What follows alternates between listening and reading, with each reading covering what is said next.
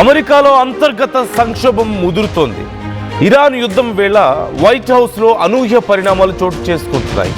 ఓవైపు ట్రంప్ చెప్తూ వచ్చాడు, మొత్తం ఇస్లామిక్ రెజీమ్ని నేను మార్చేస్తాను ఇరాన్లో అని. కానీ పరిస్థితి చూస్తుంటే ఇప్పుడు అమెరికాలో ట్రంప్ రెజీమ్ మారిపోతున్నట్లుగా తెలుస్తోంది. వాషింగ్టన్ డీసీలో వరుసగా అనేక మందిని పదవుల నుంచి, కీలక స్థాయిల నుంచి తొలగించడం, ఇప్పుడు వైట్ హౌస్లోనూ అలాగే కీలకమైనటువంటి ఇతర బాధ్యతల నుంచి తొలగించడం చాలా సంచలనంగా మారింది. విధేయుల్ని సైతం ట్రంప్ నమ్మలేకపోతున్నాడా అన్న ప్రశ్న ఇప్పుడు ఇక్కడ లేవనెత్తాల్సిన పరిస్థితి వస్తుంది. నెల రోజుల వ్యవధిలోనే ఇద్దరు టాప్ కేబినెట్ మంత్రులపై వేటు పడింది. మార్చి 5న హోమ్లాండ్ సెక్యూరిటీ సెక్రటరీ క్రిస్టీ నోయమ్ బయటికి వెళ్ళిపోవాల్సి వచ్చింది. తాజాగా అటార్నీ జనరల్ పామ్ బాండీపై వేటు పడింది. యుద్ధం ముదురుతుండగానే సైన్యంలో కూడా భారీ ప్రక్షాళన చోటు చేసుకోవడం ఇప్పుడు సంచలనంగా మారింది. అగ్రశ్రేణి అధికారులపై డిఫెన్స్ సెక్రటరీ పీట్ హెగ్సెత్ వరుసగా వేటు వేస్తూ రావడాన్ని మనం చూస్తున్నాం. Army chief of staff general Randy George కూడా తొలగించబడ్డాన్ని మనం చూసాం. ర్యాండీ జార్జ్ తొలగింపై సైనిక వర్గాల్లో సైతం అసంతృప్తి వచ్చింది. సీనియర్ జనరల్ సిక్యూ బ్రౌన్ని పక్కన పెట్టారు పీట్ హెగ్సెత్. రికార్డు స్థాయిలో ట్రంప్ గ్రాఫ్ భారీగా పడిపోవడాన్ని మనం చూస్తున్నాం. -23 పాయింట్లకు ట్రంప్ పాపులారిటీ చేరిందంటే పరిస్థితి ఎంత దారుణంగా ఉందో మనకు అర్థమవుతుంది. 2026 నవంబర్లో జరిగే మిడ్ టర్మ్ ఎన్నికల్లో ఓటమి తప్పదనే ఆందోళనలో ట్రంప్ అండ్ టీం కనిపిస్తున్నారు. ఇరాన్లో ప్రభుత్వ మార్పిడి కంటే ముందే వాషింగ్టన్ డీసీలో రెజీమ్ చేంజ్ ఉండబోతోందా? ఓ పక్క అయతుల్లా అలీ ఖమేనీ ప్రాణాలు తీసిన తర్వాత అక్కడ ఆ స్థాయిలో ఎవరొచ్చినా సరే వాళ్ళందరినీ మేము లేపేస్తామని చెప్పేసి ట్రంప్ చెప్పడాన్ని మనం చూసాం. ఖమేనీ పోయాడు, తర్వాత అరాఫీ వచ్చాడు, ఆ తర్వాత ముజ్తబా ఖమేనీ వచ్చాడు.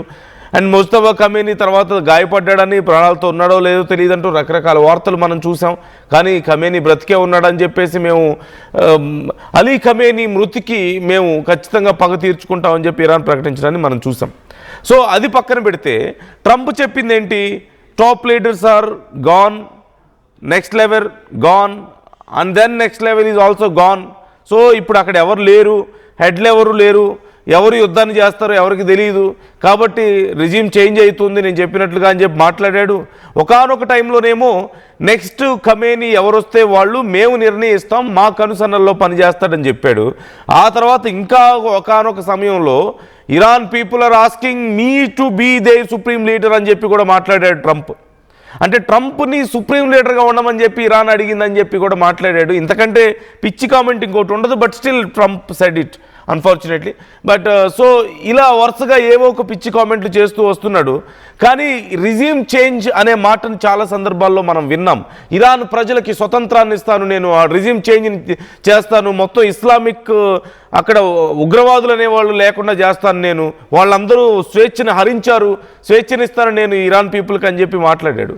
తీరా ఇప్పుడున్నటువంటి పరిస్థితుల్లో చూస్తే వరుసగా అమెరికాలో ముఖ్యంగా వాషింగ్టన్ డీసీలో వరుసగా లే ఆఫ్స్ కనబడుతున్నాయి. ఇక్కడ మనకి అందరినీ కీలకమైనటువంటి వ్యక్తులందరినీ తీసేస్తున్నారు. యుఎస్ ప్రెసిడెంట్ ఇప్పటికే ఇటు ప్రెస్ సెక్రటరీ పామ్ బాండీని పదవి నుంచి తొలగించారు. ఇప్పటికే మీరు చూస్తున్నారు, అక్కడ స్క్రీన్లో మీరు చూడొచ్చు, అక్కడ మీకు కనిపిస్తున్నారు Pam Bondi. At the same time DHS secretary Kristi Noem కూడా ఇప్పటికే పదవి నుంచి తొలగించబడ్డారు. Department of Homeland Security, that's very important అక్కడ. And at the same time army chief Randy George ఇప్పటికే తన పదవి నుంచి తొలగించబడ్డారు. ఈ యొక్క లే ఆఫ్ కూడా చాలా కీలకంగా మారింది.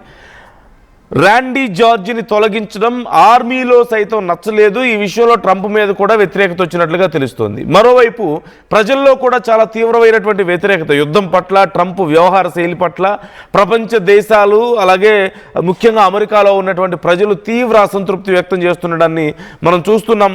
ఈ మధ్య మనం చూసాం సుమారుగా 50 రాష్ట్రాలకు పైగా, యుఎస్లో ఉన్నటువంటి 50 రాష్ట్రాలకి పైగా ప్రజలు రోడ్ల మీదకి వచ్చి, కొన్ని వేల లక్షల మంది రోడ్ల మీదకి వచ్చి ట్రంప్కి వ్యతిరేకంగా నినాదాలు చేయడం మనం చూసాం. విచిత్రమైన ట్రంప్కి సంబంధించినటువంటి ఫోటోలు పెట్టి ఆయనకి నిరసన తెలియజేయడాన్ని మనం చూసాం. ట్రంప్ దిగిపోవాలని కోరుకోవడాన్ని మనం చూసాం. సహజంగా తగ్గిపోవడం మనం మైనస్లోకి వెళ్ళిపోతుంది. ట్రంప్ రేటింగ్స్ అన్నీ కూడా చాలా దారుణంగా పడిపోయినటువంటి పరిస్థితి. కాంగ్రెస్లో వ్యతిరేకత వచ్చింది. అండ్ చాలా ఆర్థిక సమస్యలను కూడా ఎదుర్కొన్నటువంటి పరిస్థితుల్లో ట్రంప్ దిగిపోవాలని చెప్పి కోరుకుంటున్నారు. మిడ్ టర్మ్ ఎలక్షన్స్ రాబోతున్నాయి. ఈ మిడ్ టర్మ్ ఎలక్షన్స్లోనే ట్రంప్కి చాలా తీవ్రమైన ఎదురు దెబ్బ తగలబోతుంది అంటూ కూడా సమాచారం అందుతోంది. మరోవైపు ఇరాన్ అలాగే కంటిన్యూ అవుతుంది. వాళ్ళ సుప్రీం లీడర్ ఉన్నారని చెప్పేసి చెప్తున్నారు.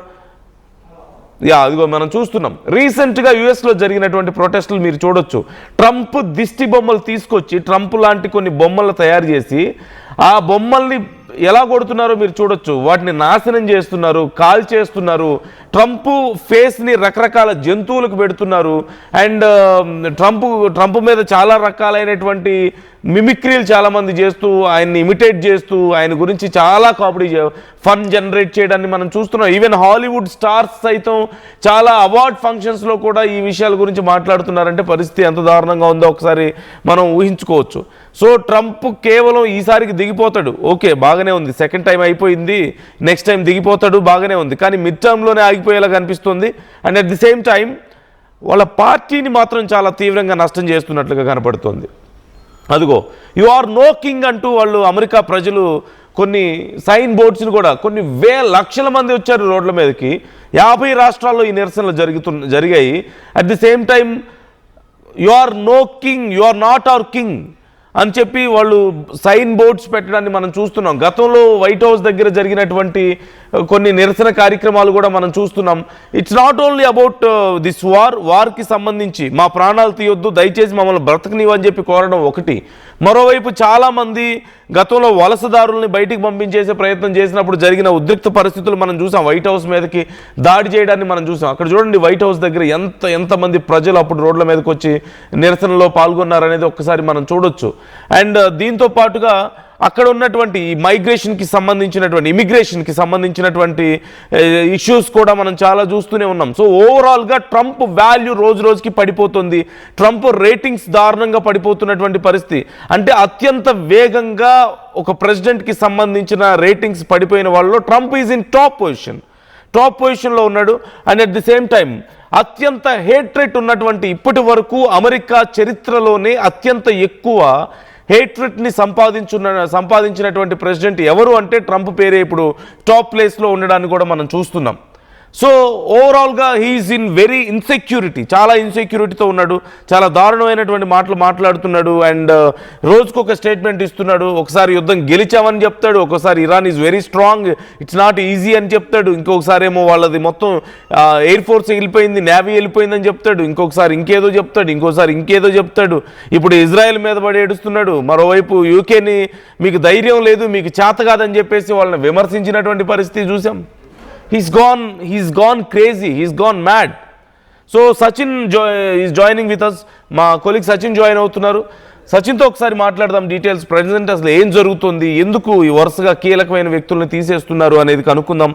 సచిన్, సో వరుసగా మనం చూస్తున్నాం పామ్ బాండీని తీసేశారు. At the same time Kristi Noem and Randy George ఇలా కీలకమైన వ్యక్తులందరినీ తొలగిస్తున్నటువంటి పరిస్థితి కనపడుతుంది. అంటే అక్కడ రిజీమ్ చేంజ్ చేస్తాను, ఇరాన్లో మీకు స్వతంత్రాన్ని ఇస్తానని చెప్పి ప్రజలకు వాగ్దానం చేసి ఇక్కడ వాషింగ్టన్ డీసీలో అంతకంటే ముందే రిజీమ్ చేంజ్ చేయాలని కనపడుతుంది. రేపు మిడ్ టర్మ్ ఎలక్షన్స్కి పరిస్థితి ఇంకా క్వైట్ ఆపోజిట్ అయిపోయే పరిస్థితులు కనపడుతున్నట్లున్నాయి. రైట్, ఇంట్రెస్టింగ్ గా ఇక్కడ మీరు ఆ చేంజ్ ఓవర్ ని మీరు గమనిస్తే కనుక పీట్ హెగ్సెట్ ఇదంతా తీసేసిన ఎవరు, డిఫెన్స్ సెక్రటరీ విన్న పీట్ హెగ్సెట్. ఈ పీట్ హెగ్సెట్ విషయం మీరు అఫ్కోర్స్ జో పాలిటిక్స్ అబ్జర్వ్ చేస్తున్న వాళ్ళు ఎవరికైనా ఒక చిన్న ఇండికేషన్ ఇచ్చే ప్రయత్నం చేస్తాను. ఈ పీట్ హెగ్సెట్ అనే వ్యక్తి గత కొన్ని రోజులుగా ట్రంప్ కన్నా ఎక్కువగా స్క్రీన్ మీద కనిపిస్తున్నాడు, ఎక్కువగా బయటకు వచ్చి మాట్లాడే ప్రయత్నం జరుగుతోంది. ఎప్పుడు ఈయన బయటకు వచ్చాడంటే ట్రంప్ ఒక మాట అనడం జరిగింది, నీ వల్లే ఇండైరెక్ట్ గా నీ వల్లే నేను యుద్ధంలోకి దిగాను అని చెప్పి కాస్త చాకచక్యంగా మాట్లాడే ప్రయత్నం చేస్తారు. అంటే తటస్థంగా మాట్లాడడం అంటూ ఉంటారు కదా, అంటే విరిచినట్టుగా కాకుండా నార్మల్ కాకుండా బహుశా తనని ఒక బ్లేమ్ ని తోసేసేలాగా అలా అర్థం వచ్చేలాగా ఆయన చేసిన స్టేట్మెంట్ గా భావించవచ్చు. ఎప్పుడైతే ఆ స్టేట్మెంట్ బయటకు వచ్చిందో ఆ తర్వాత ట్రంప్ స్టేట్మెంట్స్ తగ్గుతున్నాయి. అండ్ జియో పాలిటిక్స్ లో మరి ముఖ్యంగా అమెరికాకు సంబంధించి డిఫెన్స్ విషయంలో వచ్చినప్పుడు పీట్ హెగ్సెట్ బయటకు వచ్చి మాట్లాడుతున్నాడు. మార్క్ రూబియో మాట్లాడేవాడు, ఆయన సైలెంట్ అయిపోయాడు. జేడీ వ్యాన్స్ అయితే ఎక్కడా కనిపించట్లేదు. అండ్ ట్రంప్ ఇచ్చిన స్టేట్మెంట్స్ ఇప్పుడు బలం కనిపించట్లేదు. సో ఇప్పుడు కంప్లీట్ గా డిఫెన్స్ మీద తోసేసే ప్రయత్నం జరుగుతోంది. మరి ముఖ్యంగా మనం ఫస్ట్ నుంచి మాట్లాడుకుంటున్నాం, అమెరికా ఈ యుద్ధంలో పూర్తిగా బలహీనం అయిపోయింది.